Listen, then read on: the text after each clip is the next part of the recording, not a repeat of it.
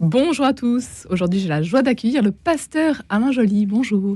Bonjour. Merci beaucoup d'être avec nous, pasteur luthérien, enseignant, conférencier, très engagé dans le dialogue écuménique. Vous avez fondé l'association franco-allemande Paris-Wittenberg ainsi que l'Institut culturel Martin Luther, dont vous êtes le président, pasteur Alain Joly. Vous êtes également le vice-président et le parrain du Festival du Beau pour l'unité depuis plusieurs années. Un festival qui a lieu chaque année pendant la semaine de prière pour l'unité des chrétiens. C'est toujours en janvier, un rendez-vous que l'on attend avec impatience. Et dites-nous, pour commencer, pasteur Alain Joly, quel est le sens de cette semaine de prière pour l'unité des chrétiens ? Elle a été voulue par les pères de l'écuménisme moderne, c'est-à-dire l'essai de réconciliation entre les chrétiens des trois grandes confessions, catholiques, protestantes, orthodoxes, du 18 au 25 janvier.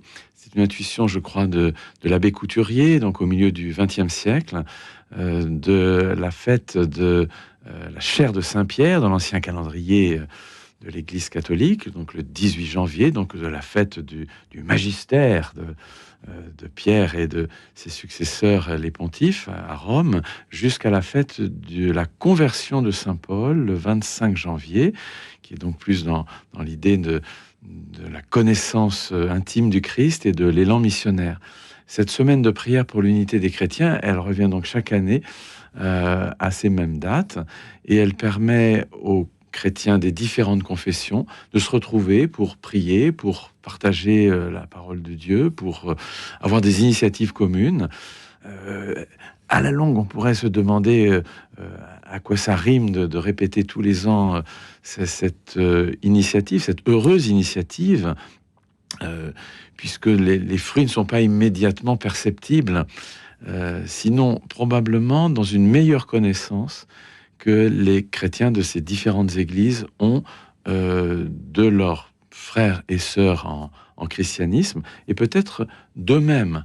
C'est aussi toujours très intéressant d'être confronté, mais fraternellement, à d'autres chrétiens pour mesurer ce que l'on croit et l'affirmer avec peut-être plus de justesse, avec plus d'amour envers l'humanité.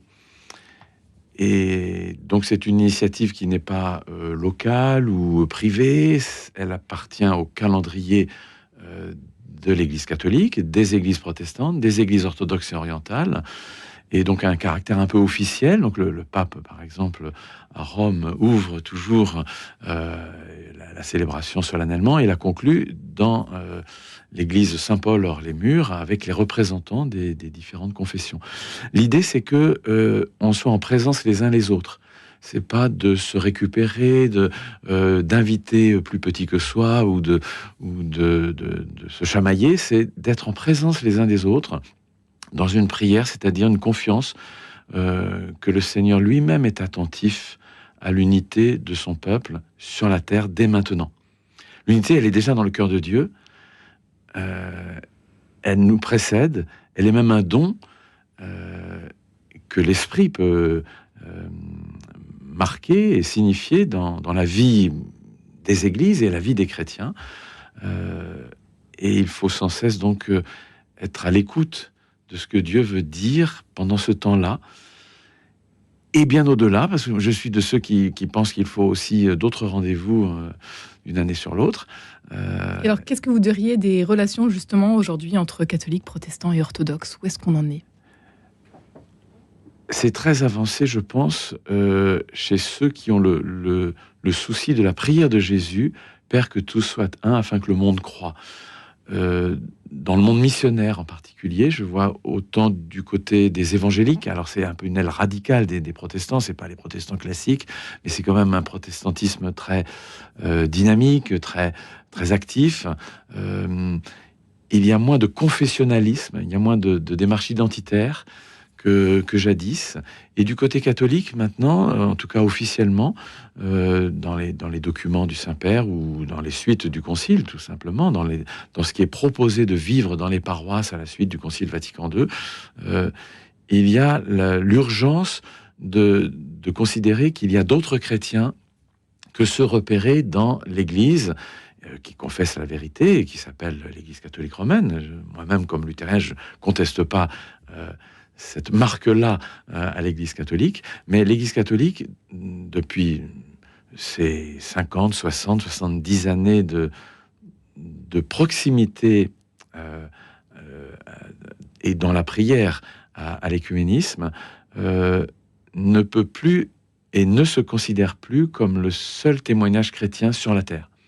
Le pape François a dit un jour une très belle parole concernant les chrétiens persécutés au Moyen-Orient, par exemple, ou dans différents endroits du monde. Ceux qui les persécutent ne font pas la différence. Ils tuent des chrétiens, ils ne tuent pas des luthériens, des catholiques, des orientaux. Ils ne cherchent pas à détruire une part de christianisme. Ils s'en prennent à ceux qui sont les témoins de Jésus-Christ et de son amour inconditionnel. Et ça, c'est une interpellation très forte entre nous, et qui, je pense, est un des fruits aussi de ce travail de l'écuménisme. Il y en a un autre, lorsque nous avons célébré les 500 ans de la Réformation, donc des commencements de la Réforme protestante, 1517-2017, le pape a accepté de venir à Lund, en Suède, chez les luthériens, pour célébrer aussi le 50e anniversaire de notre communion luthérienne mondiale. Et à cette occasion, avec nos représentants les plus hauts du luthéranisme mondial, 175 églises à peu près, c'était le révérend Moni Bunan, l'évêque luthérien de Terre Sainte, qui était son partenaire. À cette occasion, il a été signé un accord sur la dimension caritative du témoignage de l'Église. Caritas International et l'entraide luthérienne internationale se sont mises d'accord pour avoir des projets communs et pour être présents aux souffrances du monde, ensemble, non pas seulement comme catholiques ou seulement comme protestants, mais bien comme chrétiens.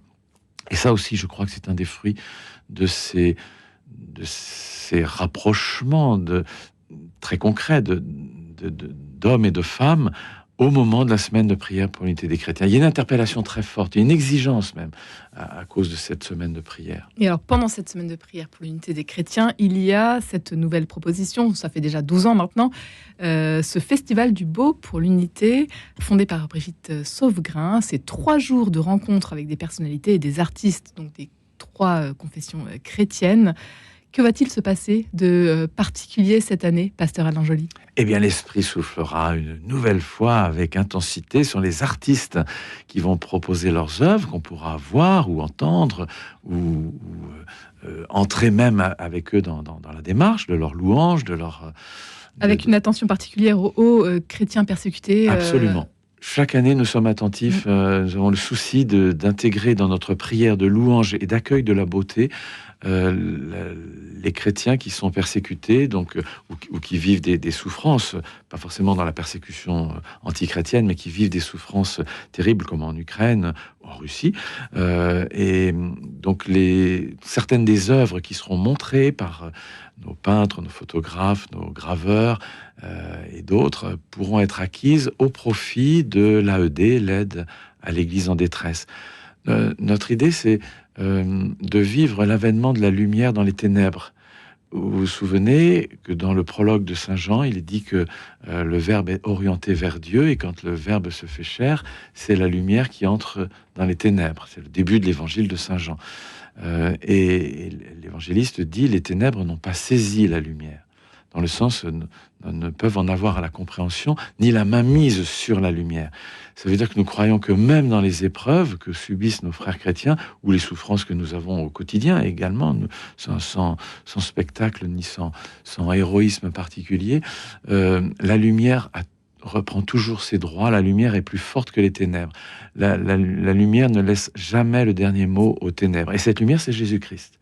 Et tous ceux qui participent à ce 12e festival du beau, artistes, intellectuels, ministres des églises, alors artistes sur toutes les dimensions, de musique, de peinture, de danse, de gravure, de photographie, de cinéma, de chant, etc., de lecture, de théâtre, tous ont quelque chose à dire de la beauté intérieure qui les a rejointes et qui est le Christ. Le Christ, quelles que soient les circonstances de la vie, ou plus exactement, au cœur même de ce que nous vivons. C'est-à-dire qu'il n'y a pas un décalage. On ne va pas pendant 3 jours, puisque ça dure 3 jours, du 19 au 21 janvier, on ne va pas être à l'écart du monde. On va être au contraire au cœur du monde. Et les uns et les autres, nous arrivons avec ce que nous vivons ordinairement, et qui peut être de l'art, qui peut être de la réflexion intellectuelle, qui peut être un partage de spiritualité. Feu et lumière qui rayonnent sur le visage du Christ. C'est le thème que vous avez choisi. Oui. Pour cette 12e édition du Festival du Beau pour l'Unité, pasteur Alain Joly. Plusieurs temps forts que l'on peut évoquer rapidement avant de conclure cette émission. Ça commence avec un concert de gospel. Oui, avec Reine Grâce vendredi soir.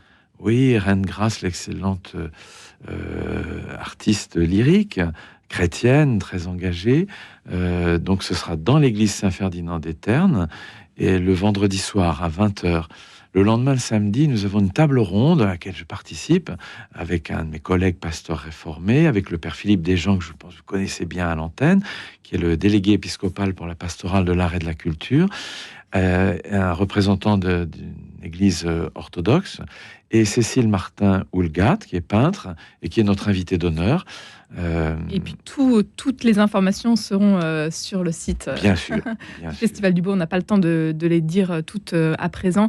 Pourquoi venir, en quelques mots, pasteur Alain Joly? Pourquoi venir à ce festival? Pour se laisser toucher par des moments de grâce, de beauté, de puissance de l'esprit à l'œuvre dans nos vies ordinaires et dans les vies qui témoignent de la beauté. La beauté, ça peut être aussi, par le passage du visage du Christ, comme on a mis le titre, feu et lumière qui rayonnent sur le visage du Christ.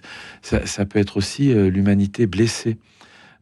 Tout ce qui est de l'humain a quelque chose à voir avec l'amour du Christ qui se penche sur lui. Un grand merci, pasteur Alain Joly. Le Festival du Beau, donc, ce sera les 19, 20 et 21 janvier à Saint-Ferdinand des Ternes, dans le 17e. Toutes les informations à retrouver sur le site, le Festival du Beau, bien évidemment. Et vous êtes également sur les réseaux sociaux, Facebook et Instagram.